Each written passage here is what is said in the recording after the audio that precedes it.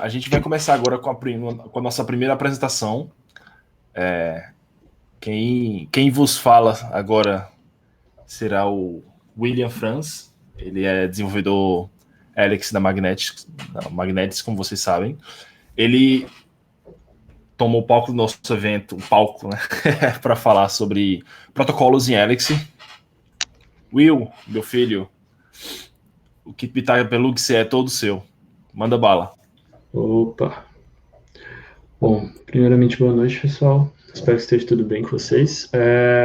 Eu vou falar um pouco sobre Elixir, né, protocolos em Elixir, mais ou menos.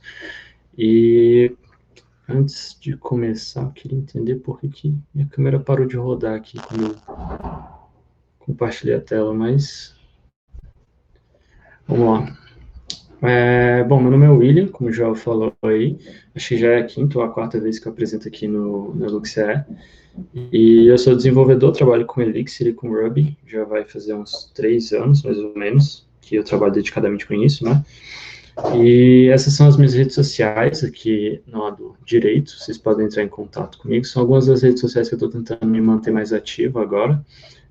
O DevTool, principalmente, é a segunda vez já que eu dou uma talk, eu publico um texto antes da talk relacionado à talk, para poder reforçar tanto para mim, quando eu for fazer a talk, quanto para quem quiser dar uma olhada depois, tiver dúvidas sobre também. Bom, então, essa talk eu vou tentar fazer ela de um jeito um pouco mais, como é que eu posso dizer? Vou dar uma situação, vou levantar uma situação e a gente vai debater sobre essa situação, e não vou tentar entrar tanto no termo técnico para a gente não dificultar muito a talk. E acho que assim, eu imagino que todo mundo aqui já trabalha, eu acho que assim vai ficar mais fácil de entender qual que é a aplicação de protocolos em Elixir.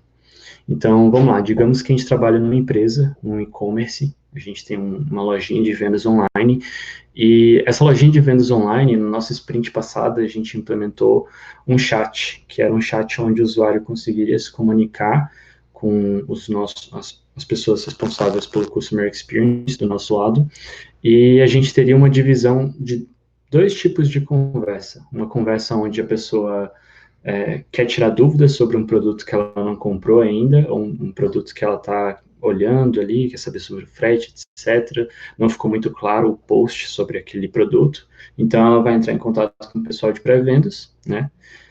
Ou se ela já comprou o produto, teve algum problema, se esse produto não chegou direito, chegou quebrado, etc., então ela entra em contato com o pessoal de pós-vendas.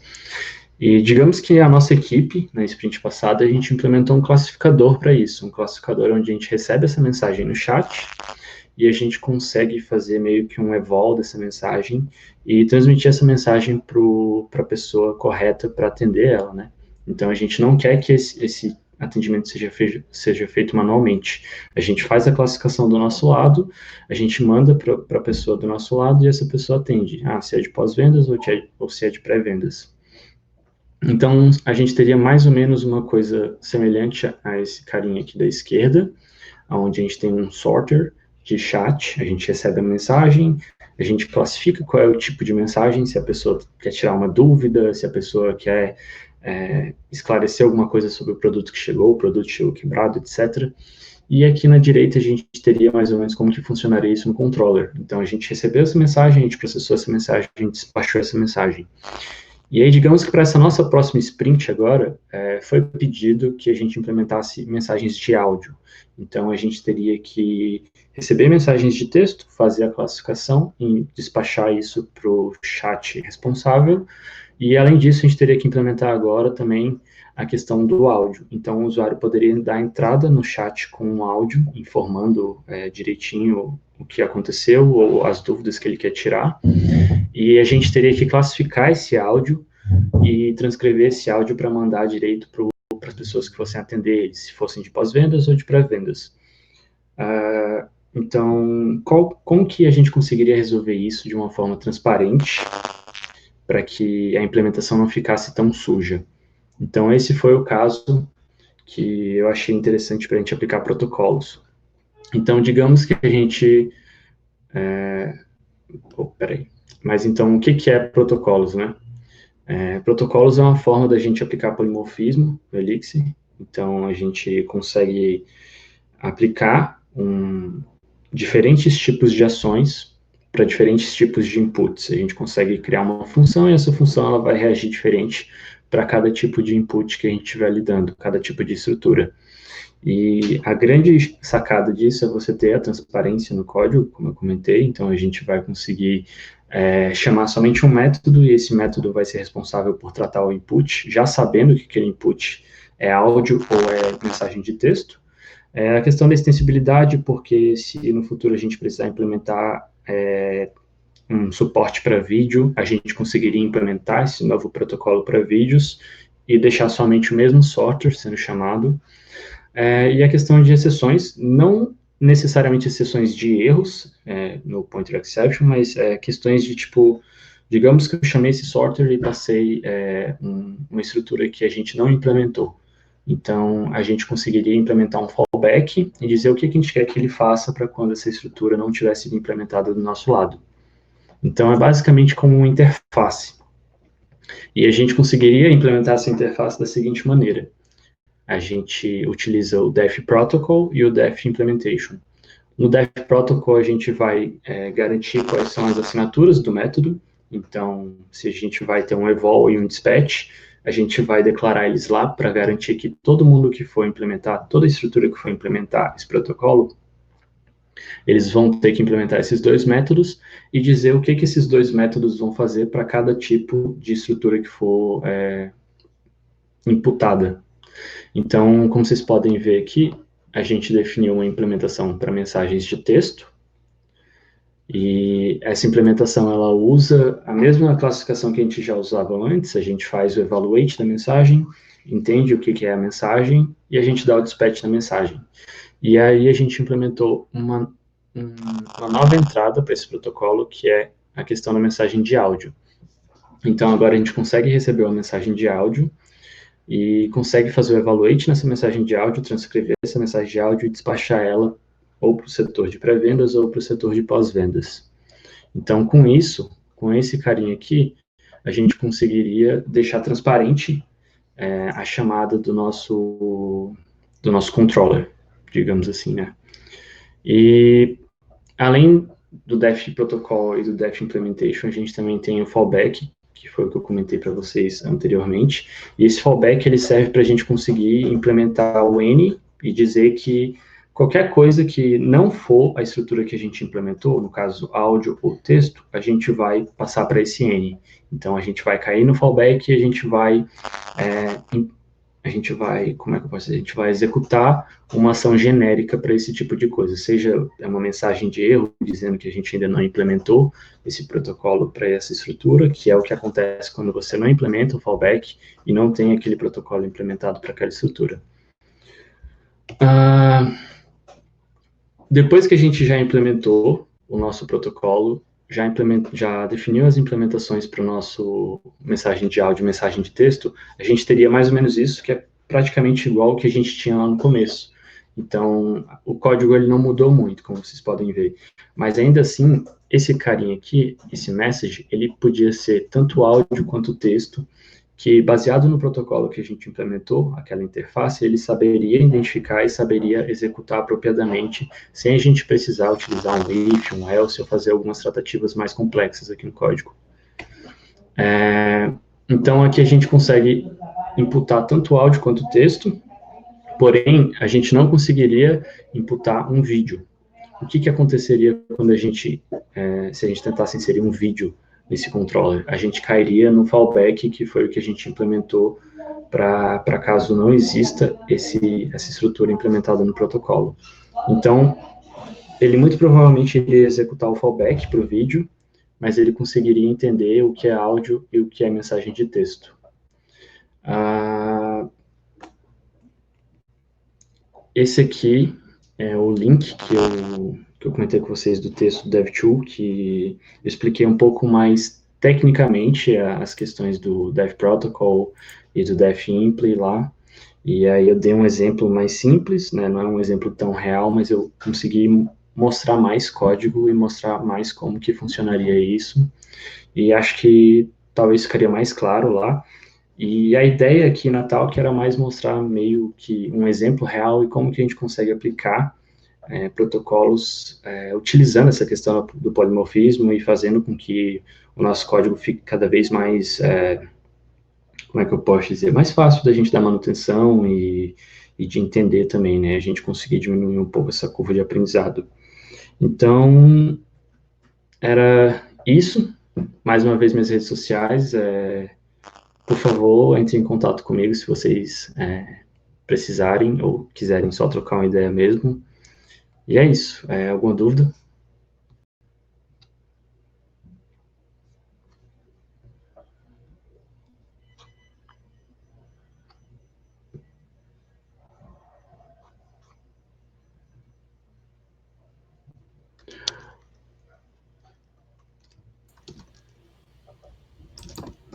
Alô, vocês conseguem me ouvir?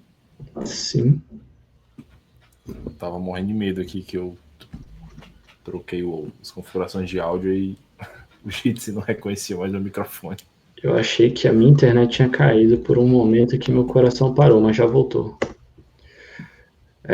Mandei o link no chat aqui. E é isso. Cara, se vocês não tiverem nenhuma dúvida, eu tenho uma dúvida para vocês. Deu para entender mais ou menos essa aplicação que a gente simulou?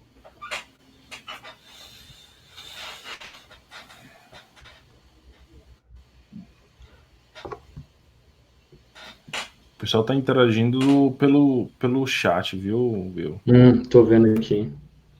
Pessoal, liguem as câmeras de vocês. A gente está num evento digital para conectar, para falar de tecnologia, mas também para socializar. As únicas pessoas com câmeras ligadas é literalmente eu e o Will. Eu tava com a minha câmera ligada e desliguei quando percebi que todo mundo tava sem. Pessoas, tenham coragem. Mostrem esses sorrisos maravilhosos que vocês têm. Aê, muito bom.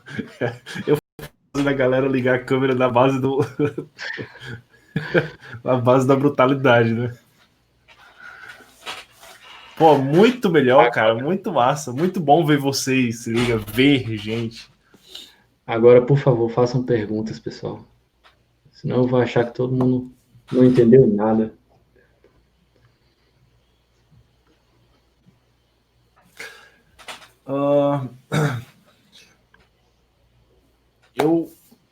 Eu não vou fazer exatamente uma pergunta. Eu vou mais iniciar uma discussão, né? Até porque, né, enfim, eu estou organizando um evento, então eu estou fazendo várias coisas ao mesmo tempo aqui, né?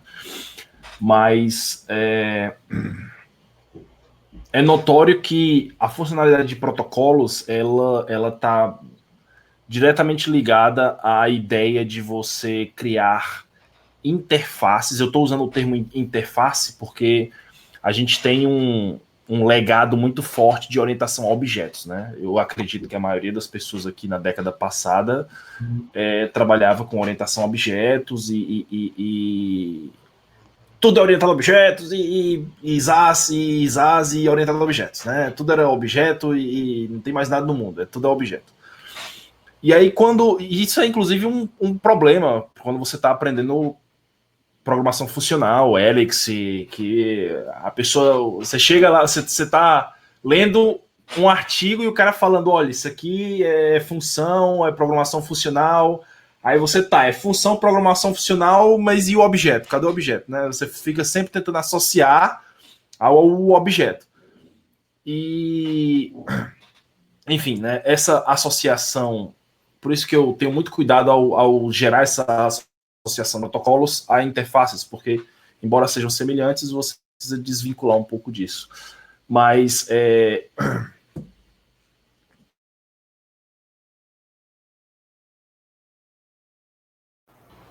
Tá no mudo. Ô, Joel, você mutou seu microfone. Ô, louco, mutou do nada aqui.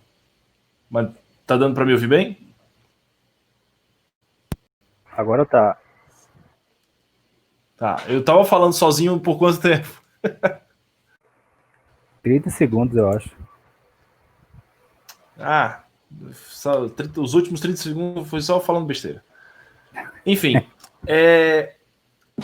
a ideia que eu tenho é que é o seguinte: quando você desenvolve orientado a objetos, você acaba desenvolvendo orientado a interfaces, né?